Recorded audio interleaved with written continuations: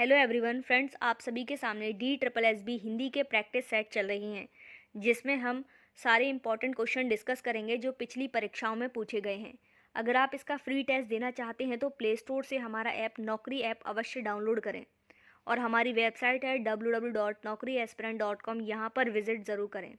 कुछ पेजेस हैं Telegram, Facebook, Instagram, यहाँ पर आप सभी हमें फॉलो कर सकते हैं। फर्स्ट क्वेश्चन आपके स्क्रीन पर है, उपसर्ग नैनो कहाँ से आता है?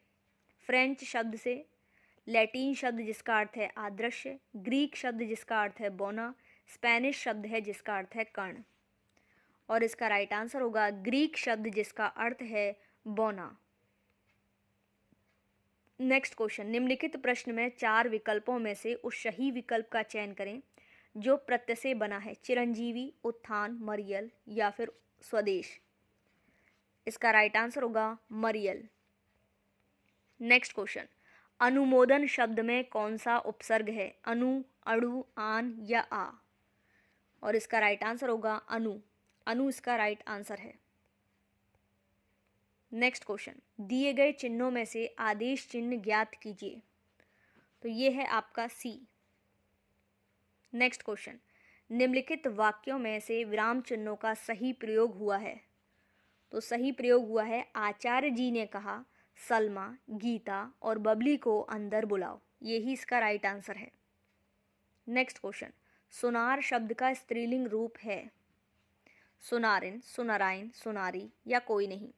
और इसका राइट आंसर होगा सुनारिन।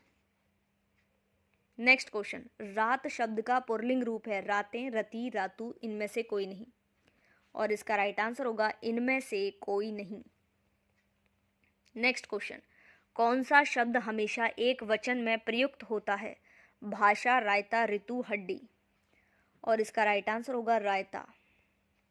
नेक्स्ट क्वेश्चन, कौन सा शब्द हमेशा एक वचन में प्रयुक्त होता है? अध्यापिका, चुटकी, टोपी, पीतल। इसका राइट आंसर होगा पीतल। नेक्स्ट क्वेश्चन, निम्नलिखित वाक्य में कौन सा वाक्य अपूर्ण वर्तमान काल है? तो इसका राइट आंसर होगा बच्चे खेल रहे हैं। नेक्स्ट क्वेश्चन, निम्नलिखित वाक्य में कौन सा वाक्य सामान्य भविष्य काल है? लोग घूम रहे थे, मैं कल मुंबई जाऊंगा, प्रधानाचार्य ने भाषण दिया होगा, मैं पुस्तक खरीदता हूँ। इसका राइट आंसर होगा मैं कल मुंबई जाऊंगा। नेक्स्ट क्वेश्चन, जिस सर्वनाम से वक्ता के पास या दूर की किसी वस्तु के निश्चय का बोध होता है उसे कौन सा सर्वनाम कहा जाता है? तो उसे कहते हैं हम निश्चयवाचक सर्वनाम। नेक्स्ट क्वेश्चन, किस विकल्प में स्वरूप बोधक अव्यय है? राम यहाँ रहते हैं, आपको बताना है स्वरूप बोधक है। तो ये है आपका ऐसा लगा मानो बादल छा गए हों। फ्रेंड्स, अगर आप किसी भी गवर्नमेंट एग्ज़ाम की तैयारी कर रही हैं तो हमारी वेबसाइट है www.naukriaspirant.com, यहाँ पर विज़िट ज़रूर करें। हमारा ऐप है नौकरी एस्पिरेंट, इसे आप प्ले स्टोर से डाउनलोड कर सकते हैं। यहाँ पर PDF और नोट्स देखने को मिल जाएंगे। नेक्स्ट क्वेश्चन, फूलों पर रंग बिरंगी तितलियां मंडरा रही हैं, वाक्य में विशेष पद क्या है? तो ये है तितलियां।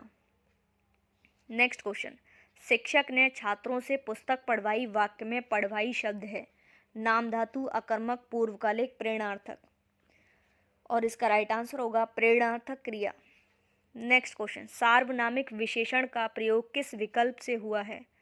60 लोग समारोह में आ रहे हैं, किताब के कुछ पृष्ठ शेष हैं, वह घर अभी बना है, थोड़ा घी लेकर आइए।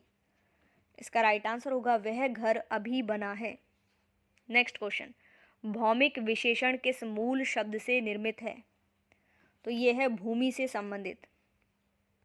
नेक्स्ट क्वेश्चन, मैं आप चला जाऊंगा इस वाक्य में सर्वनाम है प्रश्नवाचक, निश्चयवाचक, संबंधवाचक, निजवाचक। और इसका राइट आंसर होगा निजवाचक। नेक्स्ट क्वेश्चन, वह रुपया चाहता था और वह उसे मिल गया, मिश्र वाक्य में रूपांतरण निम्न में से कौन सा है? तो यह है वह जो रुपया चाहता था उसे वो मिल गया। नेक्स्ट क्वेश्चन, निम्नलिखित में से कौन सा वाक्य संज्ञा के प्रयोग की दृष्टि से सर्वाधिक उपयुक्त है? उन्नति के मार्ग में बड़े दुख हैं, उन्नति के मार्ग में बहुत आपत्ति हैं, उन्नति के मार्ग में बहुत संकट हैं, उन्नति के मार्ग में अनेक बाधाएं हैं। इसका राइट आंसर होगा उन्नति के मार्ग में अनेक बाधाएं हैं। नेक्स्ट क्वेश्चन, निम्न वाक्य में रेखांकित अंश के स्थान पर सबसे उपयुक्त विकल्प इनमें से कौन सा है? दूध में जामुन डालने से दही बनता है। इसका राइट आंसर होगा जामुन। नेक्स्ट क्वेश्चन, निम्नलिखित वाक्य में त्रुटि पहचानिए। उसने 4 मन चावल खरीदी। तो इसमें खरीदी जो है ये त्रुटि है। नेक्स्ट क्वेश्चन, निम्न में से क्या एक लिपि नहीं है? संथाली, खरोष्टी, ब्रह्मी, फारसी। और इसका राइट आंसर होगा संथाली। नेक्स्ट क्वेश्चन, तितली किसका उपन्यास है? रामचंद्र शुक्ल, जयशंकर प्रसाद, रामधारी सिंह दिनकर, महादेवी वर्मा। और इसका राइट आंसर होगा जयशंकर प्रसाद। नेक्स्ट क्वेश्चन, कुरुक्षेत्र के रचनाकार कौन है? माखनलाल चतुर्वेदी, रामधारी सिंह दिनकर, धर्मवीर भारती, नागार्जुन। और इसका राइट आंसर होगा रामधारी सिंह दिनकर। नेक्स्ट क्वेश्चन, रामधारी सिंह दिनकर को उनकी रचना उर्वशी के लिए कौन सा पुरस्कार मिला है? तो ये मिला था इनको ज्ञानपीठ पुरस्कार। नेक्स्ट क्वेश्चन, छायावाद को किस आलोचक ने अभिव्यंजनवाद का विलायती संस्करण कहा है? मुकुटधर पांडे, महावीर प्रसाद द्विवेदी, आचार्य रामचंद्र शुक्ल, डॉक्टर रामकुमार वर्मा। और इसका राइट आंसर होगा आचार्य रामचंद्र शुक्ल। नेक्स्ट क्वेश्चन, अनायास में कौन सा समास है? तो इसमें है नद्य समास। नेक्स्ट क्वेश्चन, जितेंद्रिय शब्द का सही संधि विच्छेद होगा। तो सही संधि विच्छेद है जित प्लस इंद्रिय। नेक्स्ट क्वेश्चन, निम्नलिखित विकल्पों में से परंपरा से सुना हुआ वाक्यांश के लिए एक सार्थक शब्द क्या होगा? आनुश्राविक, वंदनीय, आशातीत, कर्णप्रिय।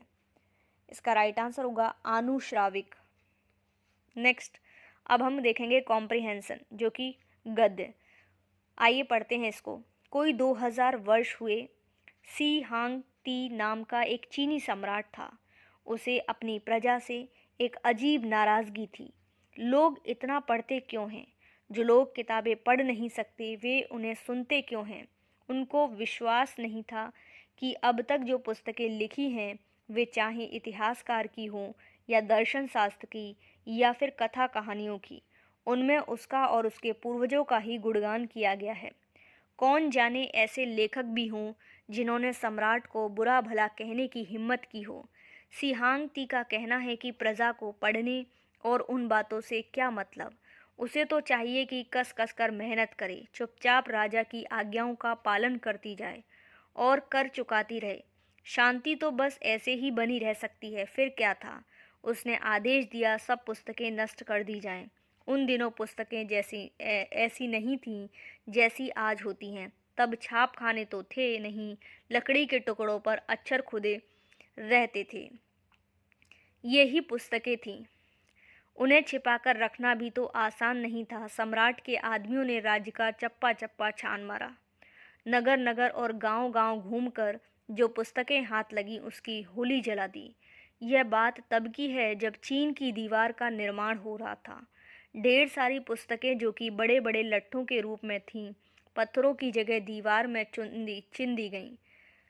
अगर किसी विद्वान ने अपनी पुस्तक देने से इनकार किया तो उसे किताबों सहित बड़ी दीवार में दफना दिया गया। ऐसा था पढ़ने वालों का पर राजा का क्रोध। राजा की मृत्यु के बाद लकड़ी के कुंदों में इन पुस्तकों को निकाला गया जिनमें महान दार्शनिक कन्फ्यूशियस की रचनाएं थीं जिन्हें दुनिया भर के लोग आज भी पढ़ते हैं। आइए देखते हैं अब इससे संबंधित प्रश्न। राजा सी हांग टी के समय चीन में किस प्रकार की पुस्तकें लिखी जाती थी?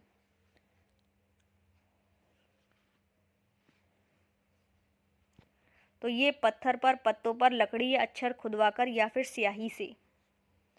तो ये लिखी जाती थी लकड़ी पर अक्षर खुदवाकर। नेक्स्ट क्वेश्चन, राजा शी हांग टी किस पर क्रोधित थे? तो ये किस पर क्रोधित थे? ये थे जो किताबें पढ़ता था उन पर क्रोध करते थे। नेक्स्ट क्वेश्चन, जिन्होंने राजा को पुस्तकें देने से मना किया उनके साथ राजा ने कैसा व्यवहार किया? तो ये किया था, उन्हें पुस्तकों सहित दीवार में चिन दिया गया। नेक्स्ट क्वेश्चन, जो लोग किताबें पढ़ नहीं सकते थे वे क्या करते थे? तो जो पढ़ते थे उन्हें सुनते थे। नेक्स्ट क्वेश्चन, कन्फ्यूशियस कौन था? तो ये एक दार्शनिक थे। तो फ्रेंड्स ये थे इंपॉर्टेंट क्वेश्चन। उम्मीद करती हूँ वीडियो आपको पसंद आई होगी। वीडियो अच्छी लगे लाइक शेयर करना, चैनल पर नए चैनल को सब्सक्राइब जरूर करें। हमारी वेबसाइट है www.naukriaspirant.com, यहाँ पर विजिट ज़रूर करें।